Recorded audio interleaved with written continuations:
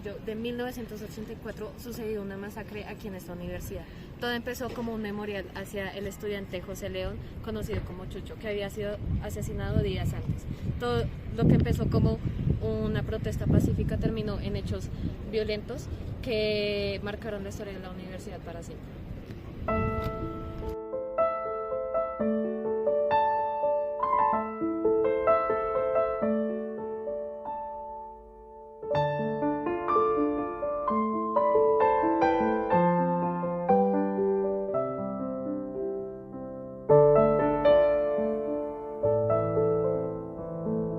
Hace 40 años, en esta universidad, un miércoles 16 de mayo de 1984, sucedió uno de los momentos más catastróficos de la historia de esta universidad. Hubo una masacre.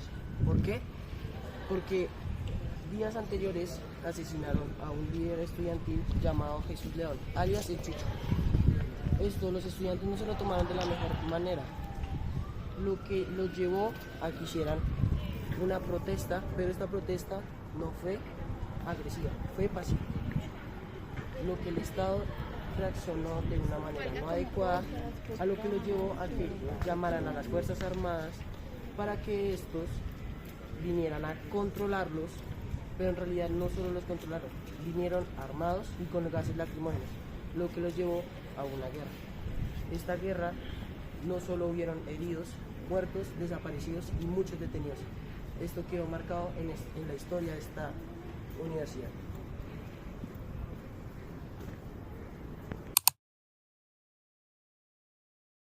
A pesar de que no se tiene un número de víctimas específicas ni de muertos, se tiene una gran cantidad de heridos, una gran cantidad de desaparecidos, una gran cantidad de personas que fueron silenciadas para no contar su verdad por estas autoridades que deciden simplemente silenciar a las personas, que deciden simplemente callarlos para ocultar la versión verdadera. Hay una gran cantidad de falta de registros, hay una gran cantidad de faltas, de contradicciones. No se sabe cuál es la verdad. Lo que sí es que es una masacre muy grande y no hay que ser silenciados. Los estudiantes tenemos la capacidad completa de poder decir la verdad sin tener miedo a que las autoridades nos silencien. Las autoridades siempre ganan, pero ¿y los estudiantes cuándo?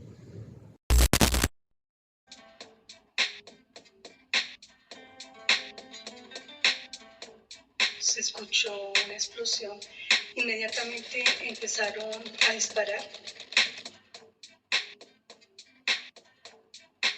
Se volteó una de las personas, era un muchacho que yo conocía por su nombre, no sé el apellido, Mauricio.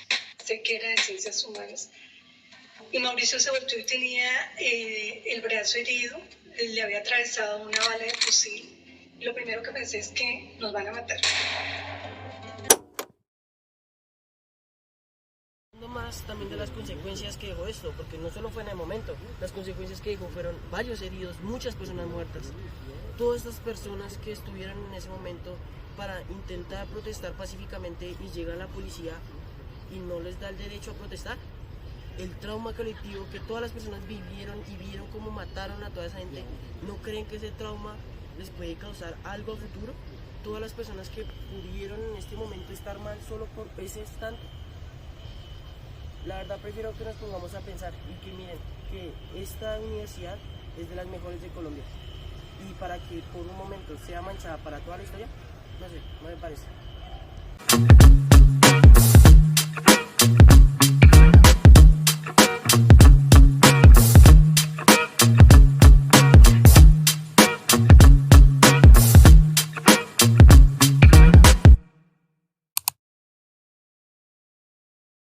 Bueno, hablando un poco de los derechos humanos que fueron violados, encontramos el derecho a la vida, un derecho esencial, un derecho supremamente que debe prevalecer por encima de todo.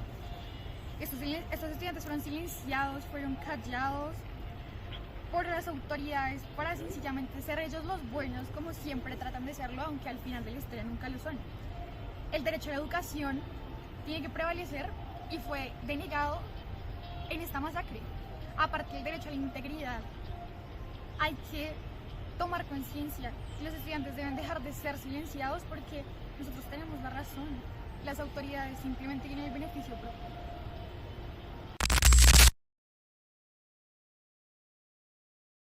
A partir de esta masacre se vio un deterioro entre la relación entre el Estado y las universidades, porque no se ve un evidente respeto hacia las vidas de los estudiantes, tampoco hacia la misma educación.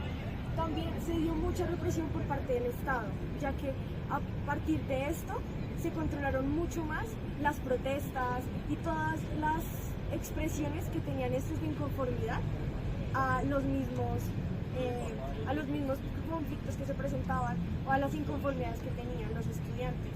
También se vio un deterioro entre el respeto que le tenían, una radicalización extrema al Estado, porque los estudiantes entendieron que el Estado no querían que ellos hablaran, que manifestaran sus inconformidades, y tuvieron una radicalización extrema que también los perjudicó a muchos de estos.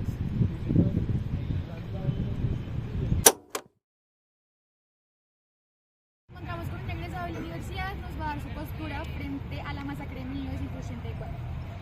Cuéntanos qué postura tienes frente a la acción que toma el Estado al agredir a las personas que protestan para proteger sus derechos. Generalmente las personas que buscan proteger sus derechos lo hacen bajo una ideología, y esta universidad, lo bonito y lo enriquecedor de esta universidad es que maneja muchas ideologías. Hay formas de poder protestar, lo que pasa es que la voz del estudiante no es una voz muy tenida en cuenta a lo largo de la historia.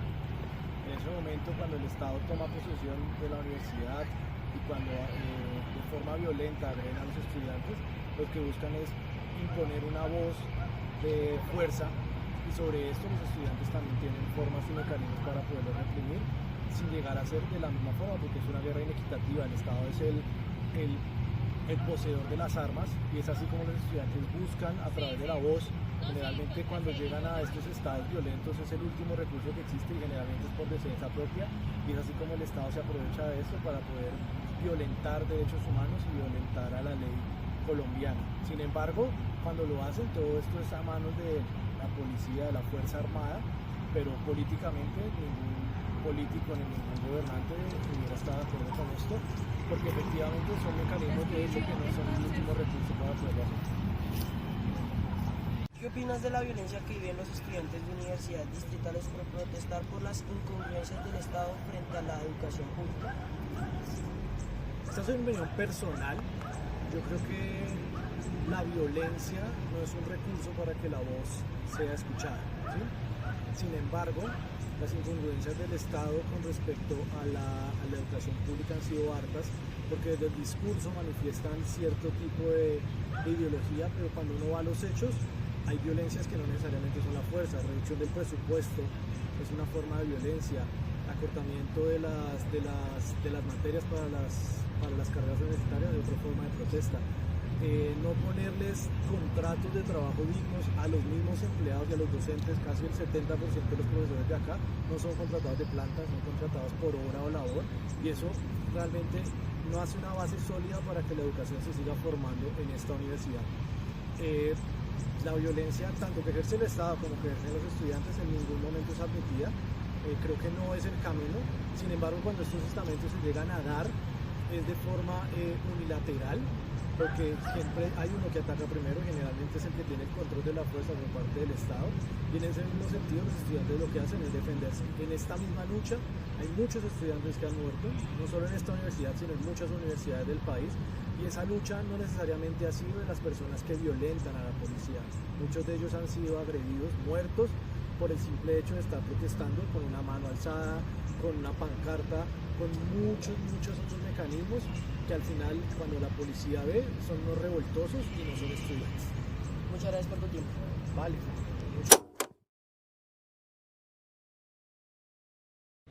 Este documental es para recordar todas las víctimas que han sido afectadas por la violencia en Colombia, que no solo son campesinos, también son estudiantes, que realmente esto no puede quedar en palabras y videos. Esto tiene que ser un memorial histórico de la lucha que han llevado los estudiantes desde siempre. Gracias.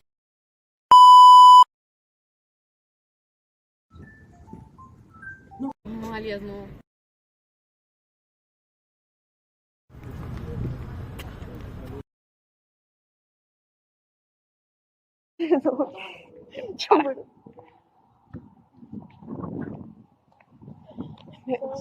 Paula, me siento rara. Ay, hay que hacer como que